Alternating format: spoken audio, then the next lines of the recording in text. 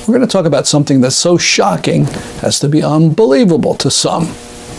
Jews who collaborated with the Nazis during the 1930s and the start of World War II.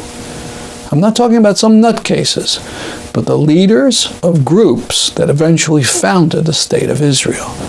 Now, before you shake your head and turn the channel, listen to a headline from this week's Jerusalem Post.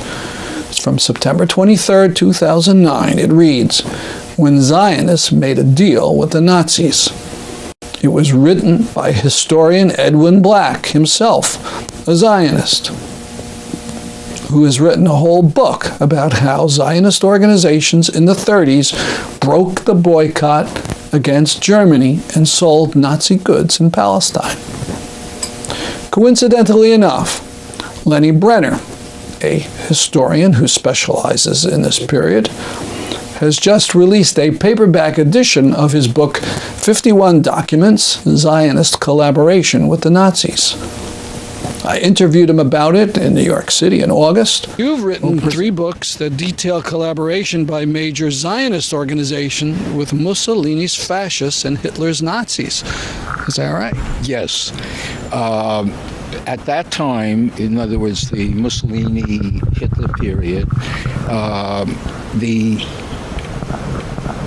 Zionist movement was divided into, from about 1931 on, into 2 rival organizations. One was called the World Zionist Organization, and the other one was called the Zionist Revisionist Movement.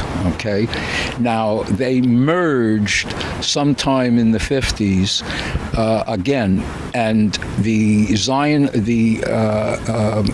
Bibi Netanyahu, his party, or the Likud party, are the direct descendants, as it were, of the Zionist revisionist movement of the 20s and 30s. Okay, now what Zionist revisionism stands for is this: if you look back at history, when the League of Nations which was a pro-British organization, it was, set up by the British and the French, when they gave Palestine to the British as a mandate, what they meant by Palestine was what we moderns call Palestine, in other words, from the Mediterranean to the Jordan River, and what we now call the Kingdom of Jordan, okay? But in 1922, the British took Jordan away from the so-called Jewish national homeland and gave it to the Hashemites, who had gotten kicked out of Mecca by Ibn Saud, all right? The World Zionist Organization leadership decided, look, there are no Jews in Jordan, so and not that many in what we call Palestine, so basically they're taking away what we don't have, so what we can't use. So okay, we're not going to make a big fuss about it. But Vladimir Jabotinsky, who was the founder of Zionist revisionism and one of the leaders at that time of the World Zionist Organization, he said, no, you can't just let the British take away Jordan from the so-called Jewish national home, because what that'll do is it'll convince the Arabs that, hey, we got the British to give up Jordan to us. If we keep on fighting, we'll get them to give up the rest of Palestine. You gotta say no, okay? You gotta demand that the British revise their policy. So that's how they got the name Zionist revisionist, okay? In other words, he understood in 1922 a central fact about Zionism, which is that and he wrote an article about it called "The Iron Wall: We and the Arabs," in which he said, "Look, let's tell it, I'm paraphrasing him, but let's tell it like it is. We're a colonial movement. Okay? Well, if you look at the history of colonialism anywhere in the world, the natives always fight the colonials. Okay? And they keep fighting until it's impossible for them to win. Like the Indians in the United States, fought for, 2 centuries and finally reconciled themselves when it was impossible for them to win. So we have to have an iron wall. What he meant was an iron wall of bayonets, okay, in order to build Zionism in Palestine. And we can't give up an inch. I want to go back a step and get into a very basic thing, because we never really clarified what is Zionism, because some people say, well, Zionism, that's just Jews or what they believe in, and I think we have to cover the distinction. Well, Zionism is sort of hard to define because it has the Zionist movement has its idea, and then the rest of us have our idea. Basically speaking, it was an invention. Theodor Herzl, a Hungarian-Austrian journalist, decided that, look, you have all this 1897, let's say, you have all this anti-Semitism in Europe. It's going to go on until the Jews are smart enough to get out and go back to their homeland in what we call Palestine, but, what he would have called Judea, okay, or, Israel is a later name for that. Okay, obviously the Jews come from Judea, if you know what I mean. Okay, let's say in 1897, the average Jew in Russia, Tsarist Russia, or Austro-Hungarian Empire, Germany, wherever, most of them wanted to get their rights in their country. Okay? If they didn't want to wait around until they got their rights from the Tsar or whatnot, they packed up and emigrated to the United States, where they were more or less equal. There was no legal discrimination against Jews, etc. But the Zionists had a third idea. And the Zionists had the third idea. Now, that's not unusual. If you have millions of people, you have a lot of different ideas, okay? The problem, of course, was that Judea or Palestine, whatever you want to call it, of course, was run by the Ottoman Turkish Empire. And they weren't about to hand over Palestine to the Zionists or anybody else. But when World War I broke out, the British decided, look, we need Jewish support worldwide, and particularly in America, against the Germans who were allied to the Turks. Okay? The problem that the British had in getting that support was that they were allied to Tsarist Russia, which was the most anti-Semitic country in the world. So the average Jew was not interested in, wishing Britain and Tsarist Russia to win any war, if you follow me. But at any rate, after the war, the British said, okay, we'll establish the Jewish national home.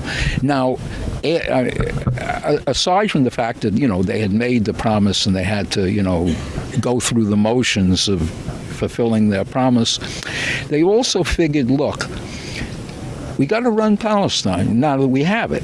Okay? We can't do it by ourselves. British imperialism was always based on using somebody in the country against the bulk of the natives. Like in India, they tended to back the Muslims against the Hindus. I'm using that as an example. Or in Ireland, the Protestants against the Catholics. So they figured they would use the Zionists against the Arabs. Now, you're not the writer of this book, you're the editor. I'm the editor. Why did you feel that you had to make a book of documents? Because you did cover this subject in an earlier book. Yes. Well, let me put it this way. My attitude, I see myself as a political activist and as a historian, okay? And I based Zionism in the Age of the Dictators, which was my first book, on the documents. All right? And the documents are so overwhelming in their evidence of collaboration that I figured that the public, the average lay person, I mean, a lot of them were convinced by my book, but there's no doubt about the documents, And, this is what us historians do, okay? In fact, now what I'm trying to do is set up a website where I would have the documents on the website, and then another, linked website where scholars would debate it, and then another linked website where political people would debate the significance of the documents today. But the key is documents. How long did it take you to do this book? Well, this book was very quick because I had already had the documents for Zionism in the Age of the Dictators. I would say what happened was that in 1973, was it? Yes, when you had the Second Arab-Israeli War, okay?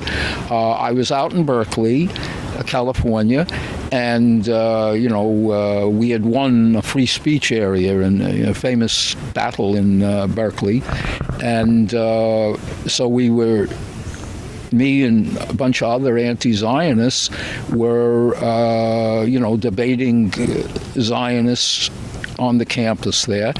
And I met a guy, Shimshon Vigador, whose father was the editor of the Encyclopedia Judaica. And I had read an article in the Judaica about a thing called the Ha'avara Agreement. Ha'avara is Hebrew for the transfer, okay, which was a trade agreement between the Nazis and the Zionists in 1933.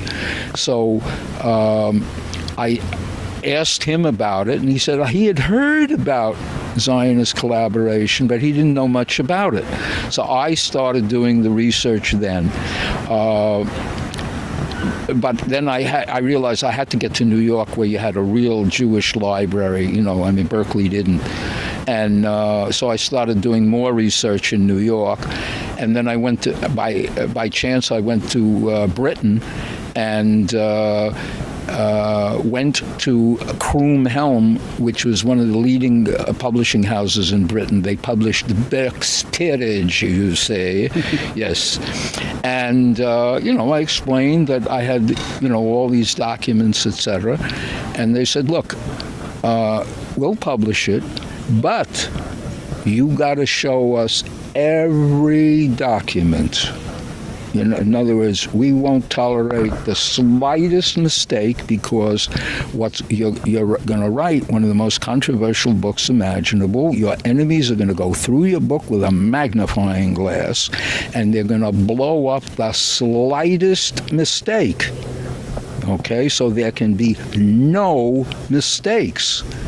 Okay, so I photocopied all the stuff, etc., all that kind of stuff, and I, of course, kept all the document, the photostatic stuff. So when I put this book out, I already had the documents, but it took me, about 10 years to accumulate it, but that's because I was in Berkeley for so long, before I found most of the documents in the Jewish room in the New York Public Library.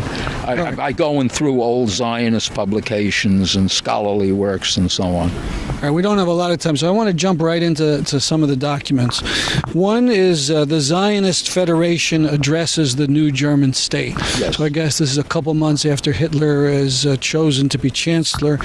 And there's a sentence in in there that says something like, the new state which has established the principle of race. We wish to fit our community into the structure. Yes. What they did was in June of 1933, Hitler came to power in January 30th, 1933. In June, they sent the Nazis a document which wasn't published until 1963 in German in Israel. Okay? I found it and had it translated and so on, all that kind of... Well, actually, it was translated by an American Jewish Zionist historian, etc. But I found it and quoted from it extensively in Zionism in the Age of the Dictators.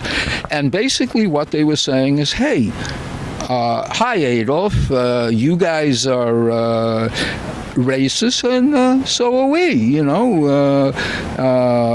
group, that's the name, the group, that's the thing, etc., etc.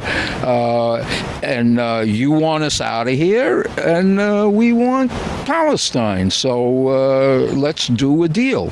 And what they literally did was they worked out this agreement called the Haravara, or Transfer Agreement. Right, so that's the next document I was going to ask about, the agreement for transferring property from Germany to Palestine. Okay.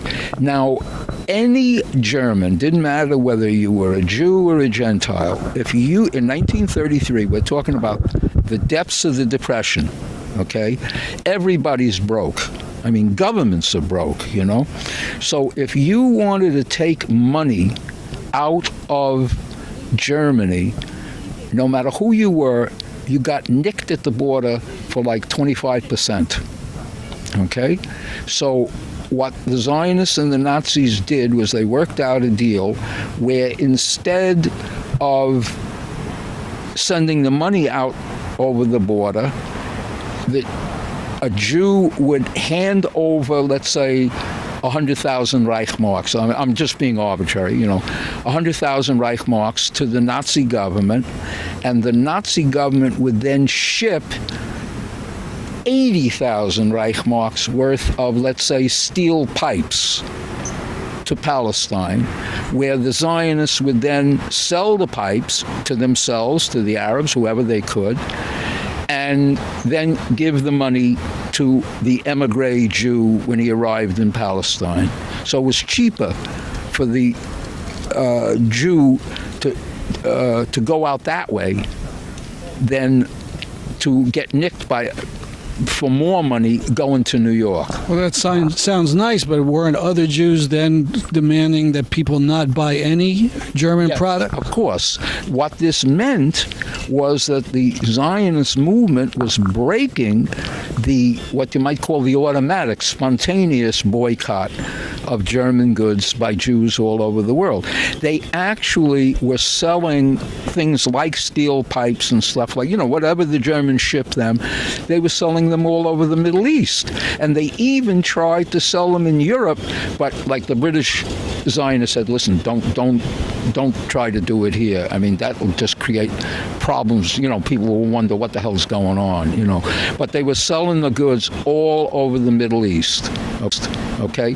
Now, to make matters worse, in 1937, the Haganah, which was the underground militia of the labor Zionists, who were the dominant element in the World Zionist Organization, sent a guy by the name of Feivel Polkus to Berlin to negotiate over the Haravara with the Nazis. And and as it happened, the Nazi who was assigned to negotiate with him was Adolf Eichmann, okay, who later transports millions of Jews to their death. Yeah, of course. I mean, he is Mr. Holocaust, so to speak. Okay, but at any rate, what happened was that Polkus invited Eichmann to Palestine to visit Zionist kibbutzes, etc., etc. So he gets to Palestine. He's there for a day when the British realize, who is this guy, you know? And they kick him out, okay? So he and Polkus go to Cairo. And again, they start negotiating. Now, what Polkus told him was, look, if you make the Haravara transfer agreement even more favorable to us, I'll spy for you. I'll try to locate oil in the Middle East for you. Now, we know this because Eichmann, being a good German bureaucrat, he wrote it up. And after World War II, the Americans, when they captured Germany, found the documents. Now, there's a lovely detail. This is fantastic, but I want to move along. Isn't there a medal in there somewhere? Yes. In fact, well, the medal is from a slightly earlier period. Eichmann worked for a guy, the SS had a specific, quote, Jewish office. In other words, an office that specialized in messing over the Jews, okay? And the guy in charge of it was a guy named Baron Itzelde von Mildenstein, all right? So in 1933, the Zionists invited von Mildenstein to Palestine, and he was there as their guest for about 6 months, and then he went back to Germany and wrote up his visit in the Angriff, which was the SS, the leading SS propaganda journal, and they actually made a medal about the size of a silver dollar with a swastika on one side and a Star of David on the other. Yeah. Okay, as a commemoration of von Mildenstein's visit to Palestine. Now, Eichmann, as I say, he went to Palestine in 1937. He started as von Mildenstein's disciple. And von Mildenstein had Eichmann learn Hebrew. Okay? Now, whenever I tell that to Jews, most of them burst out laughing, because the one thing about Judaism that is least popular among Jews is having to learn Hebrew.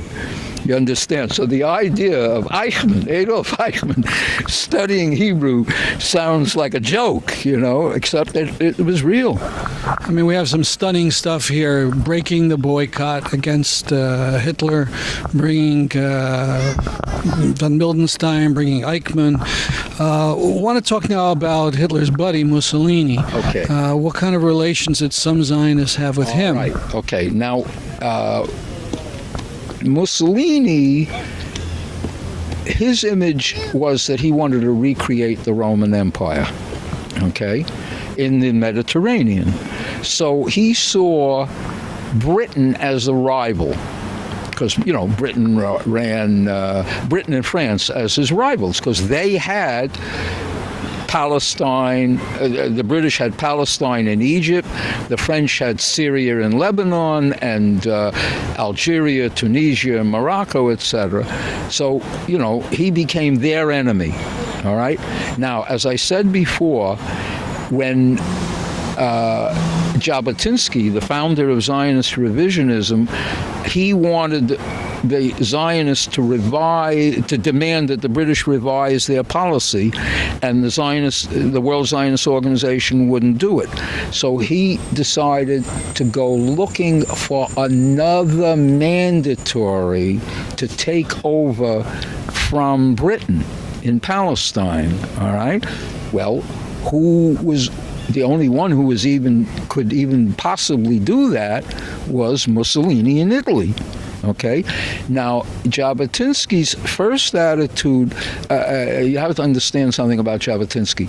Jabotinsky was one of the world's leading linguists, and he had lived in Italy for 3 years, and he spoke letter-perfect Italian. Okay, Italians couldn't believe that he wasn't Italian. All right. he was so enthusiastic for the Italy before Mussolini that when Mussolini came to power, he didn't like him, and he called him the head buffalo. Okay, leading the rest of the buffaloes, but he needed somebody to replace the British who were getting soft on the Arabs. All right, so he became more and more pro-Italian, and finally, in 1935, Mussolini invited Jabotinsky's youth group called Betar, and had cadets from Betar trained at Mussolini's Naval Academy. Okay, that's the equivalent of Annapolis in the United States, all right? And what literally happened was that they had about, over a period of about a year or so, 130 guys trained on ships and so on by Mussolini. And they literally, Mussolini came, when they opened up their squadron at his academy, he came, as a sign of, his friendship, etc., and they wrote it up, and their report on their squadron at Civitavecchia is in the book. And who is the political heirs in modern Israel to Jabotinsky's people? Literally, Bibi Binyamin, that's the Hebrew for Benjamin, Bibi Netanyahu. His father, Netanyahu's father, was Vladimir Jabotinsky's secretary. Okay, so in other words, this ain't no secret. He can't say, I didn't know. Okay? Let's put it this way. They were so pro-fascist that at least 35 of them actually joined the Mussolini's university student group. In other words, they weren't just pro-fascist, they joined the Italian Fascist Party. That's how fascist they were. Now, and all the while, Mussolini is ravaging Ethiopia. Now, while the war was going on in Ethiopia, the Zionist revisionist movement, that's Netanyahu's father's movement, I'm emphasizing this now, they marched in parades, they collected tin cans to be used, when I say tin, I mean, metal cans to be used during the war. This sounds strange to us, but the same thing went on in America during World War II. I mean, I remember collecting cans as a kid for the American government during World War II. And these guys were collecting for the other side. They were collecting for Mussolini. Yeah, and they marched in his victory parades. Now, I have in the book a report in a British Zionist publication where they talked about how a Romanian magazine interviewed the financial director of the Zionist revisionist movement, and he said that he was pro-fascist and that he, the financial director of the movement, supported the victory of Mussolini in Ethiopia as a victory of the white race over the black. Now, when I was writing my book, I interviewed several old Zionist revisionists and ex-Zionist revisionists, and one of them said that not only was he pro-fascist in that period, the guy that I interviewed, but his estimate was that 70% of the Zionist revisionists in the 30s called themselves fascists publicly. And not only did they call themselves fascists, but Mussolini gave an interview to Italian rabbi in which he called Jabotinsky your fascist Jabotinsky, okay? Von Mildenstein, the Nazi who went first to Palestine, he describes on the boat that, because he went from Italy, that's the way you used to do it in the good old days. You would go to Italy and then take a boat to Palestine. He described seeing some revisionists on the boat, and he described them as the Jewish fascists, okay? David Ben-Gurion, who at that time was the leader of the labor Zionist movement and later became the first prime minister of Israel, used to call Jabotinsky Vladimir Hitler. Okay, so now, when Mussolini, and Einstein in 1948, when Menachem Begin came to the United States, had a letter in the New York Times, okay, him and about 35 other, prominent Jews, saying Begin's movement is closely related to the Nazi and fascist movement. Now, what I tell people is, look, when Einstein and Mussolini and the Nazis and the head of the Labor Party all say you're a fascist, there ain't no doubt about it. Everything was hunky-dory. Here they were marching around in Mussolini's Naval Academy, et cetera, until 1936. And then all of a sudden the Spanish Civil War breaks out. Okay? And Mussolini looks at Spain and he realizes, if the workers, the left wing, wins in Spain, that will inspire my workers to try to overthrow me. So they can't win in Spain. But Italy wasn't strong enough by itself to help Franco win the Spanish Civil War.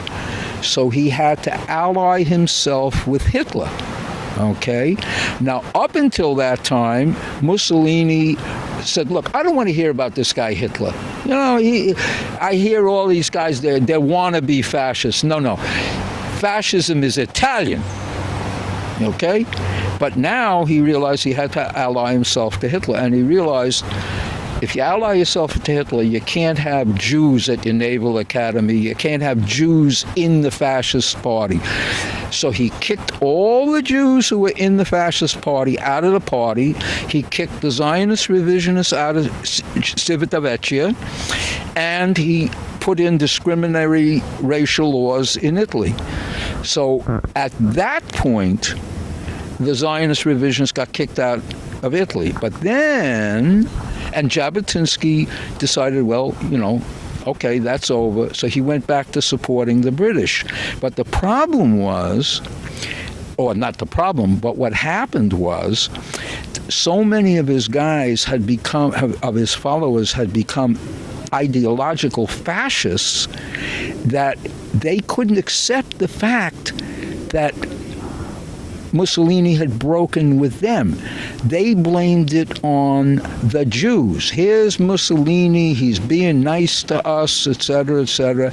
And the Jews, those ingrates, they were always going on and ranting about fascism. Okay? So what he did, what happened was that a wing of the Zionist revisionist movement, when World War II broke out, they broke with Jabotinsky. They called themselves, they were called by everybody, the Stern Gang, after their leader, Abraham Stern, and they sent a message. Okay, I'm going to get into that in the next question. Let me give a question here.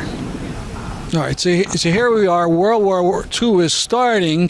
Doesn't sound like these guys have learned their lesson. So where do some of them go even further with this fascism? What happened was that this guy, Abraham Stern, set up his own organization, a split.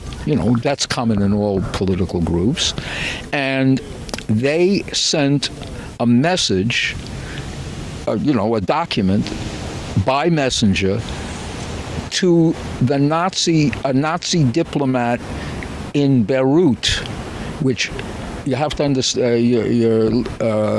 Your viewers have to understand. By that point in 1940, the Germans had conquered France, so France was run by a pro-Nazi regime called the Vichy French, okay? And they controlled Lebanon and Syria.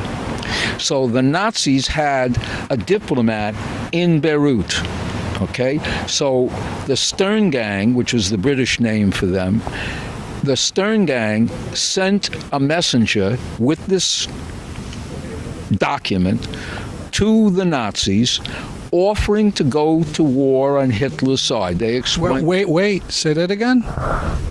Okay. The Stern Gang sent a message to, a document, hand-delivered the document to a German diplomat in Beirut offering to go to war on Adolf Hitler's side. In other words... What year is it? The first time they did it was in they wrote it in 1940. It was actually delivered in, let's say, January 1941, okay? Then, when they didn't get a response from the Nazis, they said thank you very much, but they, put it in their pocket, so to speak.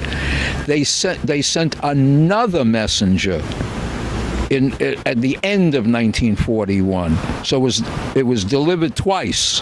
Okay.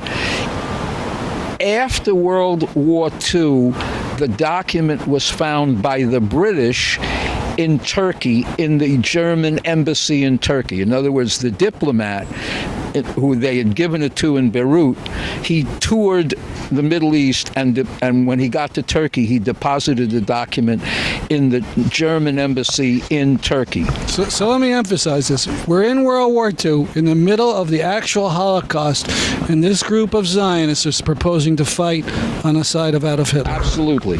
To show you how everybody identified them with the fascists, the Zionist revisionists with the fascists, when in 1943, when the Warsaw Ghetto Uprising took place, the main group that did the fighting, okay, refused to permit Betar, the youth group of the Zionist revisionists, to join their organization, because the main resistance group was consciously anti-fascist, and their attitude was, no, we don't have Jewish fascists in our group.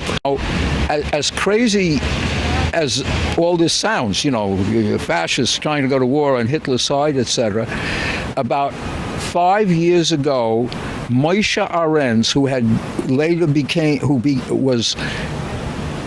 is a former foreign minister and defense minister of the Israeli government, actually wrote an article which I found in the New York Sun, okay, a daily newspaper, saying, look, isn't it time to forget about the fact, that we were pro-fascists, etc. And, I know you guys used to say we were fascists and all that, but it's time to drop it.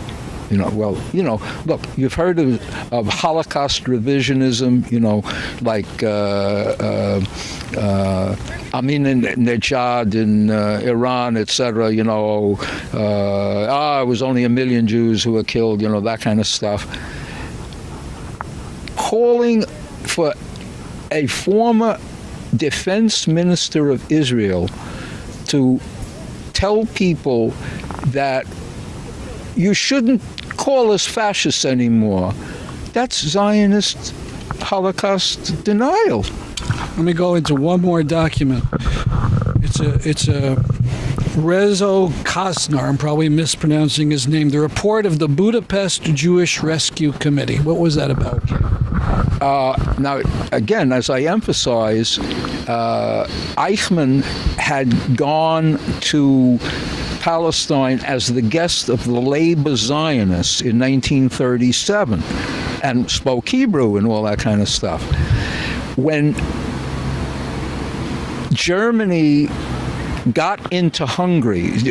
Hungary was an ally of Germany during the reactionary regime was an ally of Germany during World War II.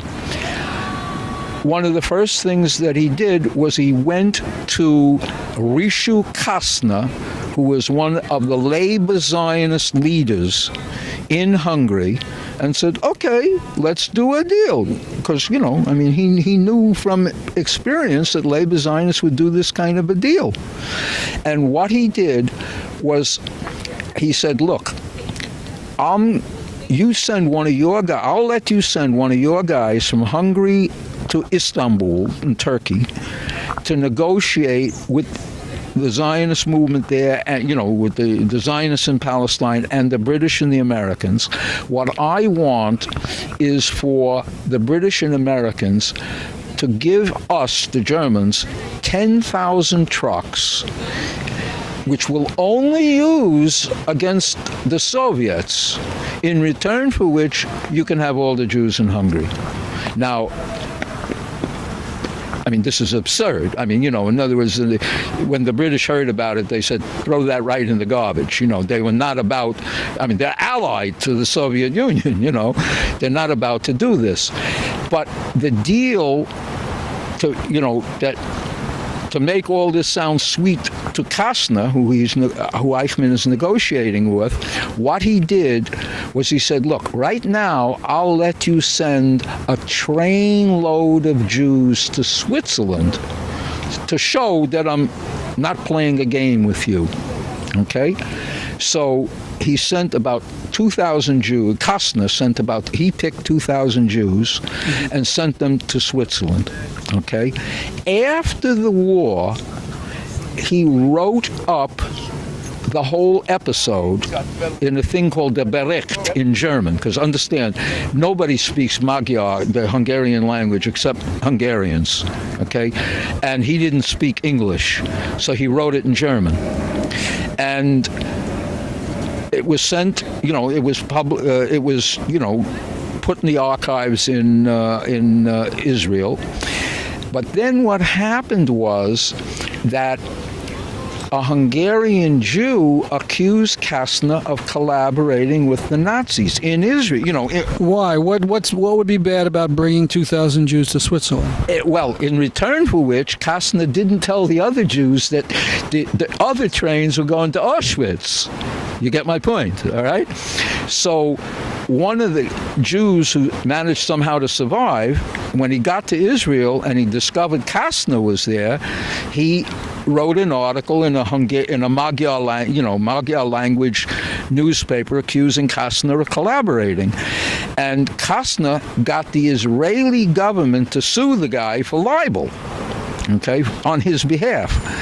Only it turned into a disaster, and the judge in the hearing said, after a trial, no, he collaborated for sure. Okay, what then happened was Kastner appealed the verdict against him. All right, while it was still before the court, in other words, before the High Court of Israel ruled on the appeal, Kastner was assassinated by a rival Zionist group, by Zionist revisionists, no less. Okay, but since he was assassinated, the Israeli Supreme Court felt we have to be fair to him and review the case as if he were alive. So they ruled that technically he was not a collaborator because there was no he didn't violate any rule or law, defining what a collaborator was. But this is the same court in the same decision. He was guilty of writing an affidavit on behalf of one of the Nazis in Eichmann's group there when the guy was put on trial at Nuremberg. Let me go back a step. The big thing what he was doing, he's rescuing 1,000, 2,000 people. but he's not telling or warning the others. Right. If they had been warned, would it have made a difference? Yes, because by that time it was obvious that Germany was going to lose the war, which meant that there were all kinds of people in Hungary who would have said, sure, you can hang, Harry, you can hang out in my house.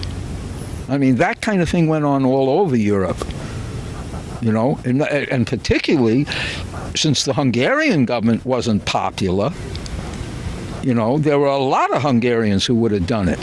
Now, I'm not saying that all of the Jews would have been saved, How many Hungarian Jews perished approximately? Well, let's say 400,000, but I mean, don't hold me to the exact number, but hundreds of thousands, okay? They were the last major group to be shipped over there to Poland. All right, look, my last couple questions. Let's say, devil's advocate. If you were going to write a book, Zionist fights against the Nazis in the 30s and 40s, what would you have written about? One of the things that I say in defense of my book, Zionism in the Age of the Dictators and 51 Documents, is exactly that. Where's the Zionist book on how they fought the Nazis? The only thing that the Zionists did in the way of fighting the Nazis was, about 1943, the British Army organized about 5,000 Zionists from Palestine into a Jewish unit of the British Army. And they fought in the British Army in Italy. Okay? Now, they must have fought the Germans at some point, but the British were very reluctant to use them because they figured, listen, if the Nazis realize that this unit is all Jews, they'll go after them more than after us, and they wouldn't do us any good. So they were there, but that's it. That amounts to it. Now, individual Zionists, of course, fought in the American Army, the British Army, whatever, and the actual leader of the organization that in the Warsaw Ghetto that combined the labor Zionists, the communists, and the Bund, which was a Yiddish socialist organization, was a labor Zionist named Mordechai Anielewicz. So, individual Zionists fought, okay? Now, But summing it up, and we're really at the end of time here, how, in a few words or sentences, how would you categorize the Zionist record with Nazism in that period? Well, let's put it this way. Another Jew a rabbi in Hungary, he sent a message to the Zionists, again via Istanbul, send me some money so I can bribe Nazi officials. Okay? They wouldn't do it, and one of the leaders, and it's in my book, one of the leaders of the Zionist movement in Palestine actually got up and made a speech. No, I ain't going to do it. He made a speech about it. That's right. Zionism is never mind all them Jews over there. Zionism right here. This is important, etc. It's all in my book. And understand, when my publisher, as I said, before, when I wrote my book, my publisher had me give him a photostatic copy of everything I put in the book, so there ain't no doubt about it. Okay? Now, let's put it this way. One of the most shocking things about today's Zionism is how ignorant 99 out of 100 Zionists are about the history of Zionism. All right? Trust me, all you got to do is go ask 100 Zionists, what about the Zionist revisionists in Mussolini's Naval Academy, and they'll open them. What the hell are you talking about? Because, let me put it this way, the Zionist scholars talk about it, buried away in the scholarly works. Like I said, that Kastner sent an affidavit on behalf of a Nazi to Nuremberg to get him off, to prevent him from being executed. Another Zionist scholar found out that he sent affidavits on behalf of 7 Nazis. Okay, I'm looking for a word. What the word to sum up this whole period? Would disgraceful be really far off the mark? I'm trying to think of a worse word than disgraceful. Treason. Treason to the Jews. Betrayal of the Jews. In New York City, I've been talking to Lenny Brenner about his book, 51 Documents, Zionist Collaboration with the Nazis.